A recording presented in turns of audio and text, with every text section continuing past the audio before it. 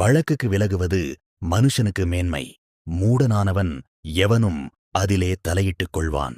நீதிமொழிகள் 23. இந்த வசனத்தை வைத்து இந்த உலகத்தில் எல்லா சண்டைகளையும் வாதங்களையும் வெல்ல வேண்டிய அவசியமில்லை. சில நேரங்களில் மௌனமாக விலகிச் செல்வதே உண்மையான வெற்றி. ஞானமுள்ள மனிதன் தேவையற்ற வாதத்தில் இறங்க மாட்டான். சமாதானத்தை மதிப்பான். தன் மன அமைதியை காப்பான். நான் சரி என்று நிரூபிக்க வாழ்க்கையை வீணாக்க மாட்டான். மூடன் எல்லா சண்டையிலும் குதிப்பான். ஒவ்வொரு வார்த்தைக்கும் கோபப்படுவான்.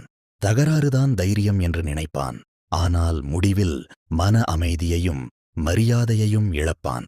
தேவன் சொல்லும் பாடம்: சண்டையிலிருந்து விலகுவது தோல்வி அல்ல, அது ஆத்துமாவின் மேன்மை, ஞானத்தின் அடையாளம், தேவனுக்கு பிரியமான நடத்தை. சண்டை, வாக்குவாதம், தேவையற்ற வழக்குகளிலிருந்து விலகி நிற்பது ஒரு மனிதனின் ஞானத்தையும் மேன்மையையும் காட்டுகிறது. அதற்கு எதிராக மூடன் என்றால் அவன் சின்ன விஷயம் கூட வந்தால் அதில் தலையிட்டு கோபத்தால் அகந்தையால் சண்டையை வளர்த்துக் கொள்வான். உள்ளார்ந்த அர்த்தம்: எல்லா விஷயத்துக்கும் பதில் சொல்ல வேண்டிய அவசியமில்லை. எல்லா சண்டையிலும் ஜெயிக்க முயல்வது ஞானமல்ல, அமைதியை தேர்ந்தெடுப்பதே உண்மையான வலிமை பாடம்.